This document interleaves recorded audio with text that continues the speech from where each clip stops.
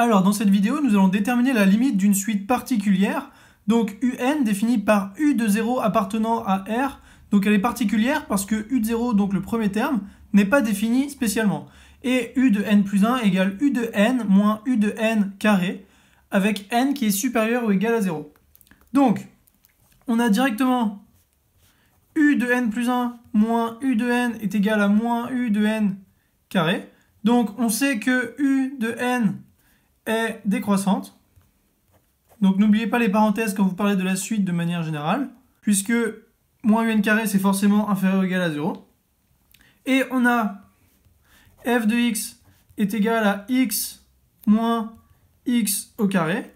Donc f est dérivable car c'est une fonction polynomiale et f' de x est égal à 1 moins 2x. Donc ici, on obtient le tableau de variation de la fonction f qui est associé à la suite u de n. Donc, le tableau de variation, il est défini par x. Donc ici, on voit dans la fonction f que les deux racines sont évidentes. Il s'agit de 0 et de 1, puisque 0 moins 0, cela fait 0, et 1 moins 1, ça fait 0. Donc, moins l'infini, 0, 1, plus l'infini. Or, quand est-ce que f' de x change de sens? C'est lorsque x égale 1 demi, donc ici on a 1 demi, donc ça fait 0 en 1 demi. Donc on va voir à quelles conditions f' est supérieur ou égal à 0, donc 1 moins 2x supérieur ou égal à 0, c'est-à-dire qu'on a x supérieur ou égal à moins 1 demi, donc x inférieur ou égal à 1 demi. C'est-à-dire que f est positif pour tout x appartenant à moins l'infini 1 demi, donc plus, et négative ici, donc moins. Donc ici on a f' et f, donc là c'est positif, donc f est croissante, et là f est décroissante. Et on a clairement limite de f de x quand x tend vers plus l'infini est égal à moins l'infini, en factorisant par x. Et pareil ici, on a moins l'infini.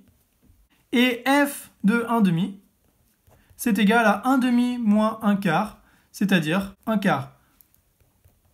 Donc, pour déterminer la suite de un, on a besoin d'abord de trouver une fonction f associée et ses variations, ainsi que son signe.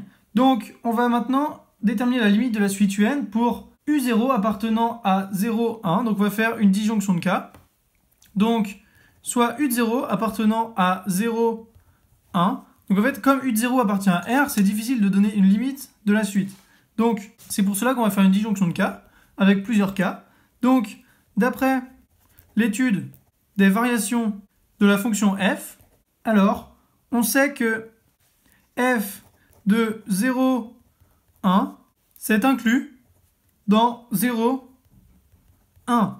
Pourquoi? Parce qu'ici, entre 0 et 1, pour x, eh bien, on est aussi entre 0 et 1, puisque cela, f de 0, ça fait 0, et f de 1, ça fait 0.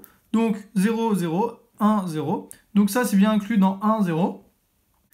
Et on peut même écrire que f de 0, 1, c'est égal à 0, 1 quart. Donc c'est bien inclus dans 0, 1. Et donc, on a montré que U0 appartient à 0, 1.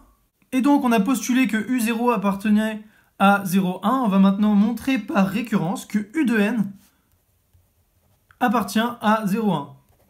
Donc, initialisation, eh bien, elle est triviale puisque d'après le postulat ici, U de 0 appartient à 0, 1. Donc, ok. Pour n égale 0, ça marche. Hérédité. Donc, soit n supérieur ou égal à 0, tel que u de n appartient à 0, 1. Or, on sait que f de u de n appartient à 0, 1 également. Donc, u de n plus 1, qui est égal à f de un, appartient également à 0, 1. Donc, cela marche pour le rang n et donc pour le rang n plus 1. Donc, conclusion, les étapes d'initialisation et d'hérédité étant vérifiées, alors, le théorème du raisonnement par récurrence nous permet d'affirmer que pour tout n appartenant à n, alors u de n appartient à 0, 1.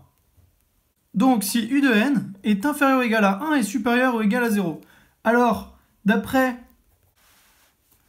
le théorème de convergence des suites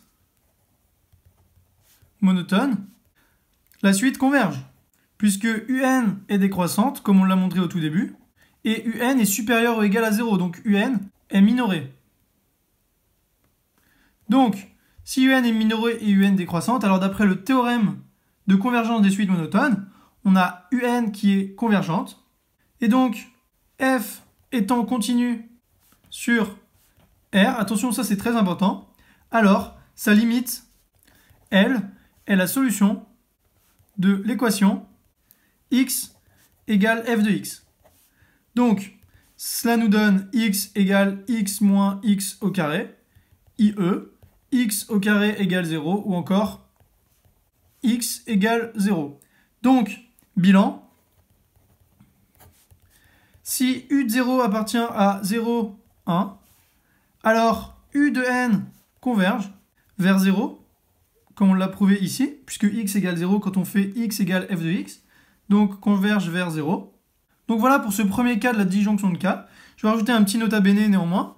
Donc si jamais u de 0 égale 0 au départ, alors on a u de n est constante, puisque si le premier terme c'est 0 et qu'elle est convergente vers 0, alors c'est tout le temps 0.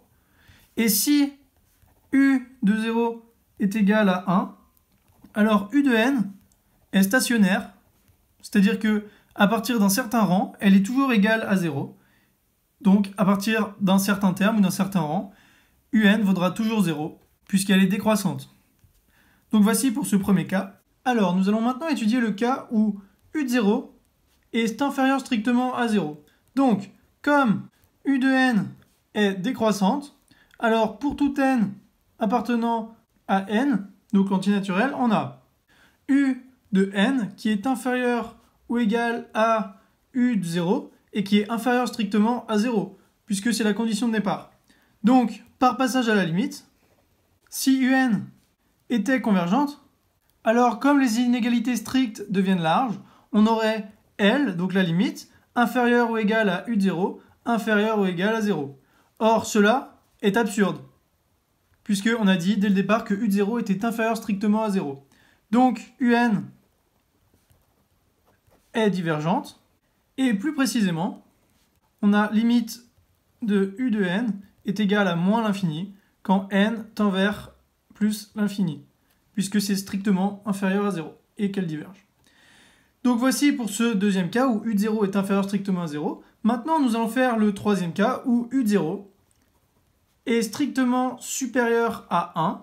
Donc, comme f de l'intervalle 1 plus l'infini, c'est égal à l'intervalle de moins l'infini à 0 d'après le tableau de variation qu'on a fait précédemment, alors u de 1 c'est égal à f de u de 0, et ça appartient également à moins l'infini 0, et donc on est ramené au cas précédent, c'est-à-dire que limite de u de n, quand n tend vers plus l'infini, est égal à moins l'infini.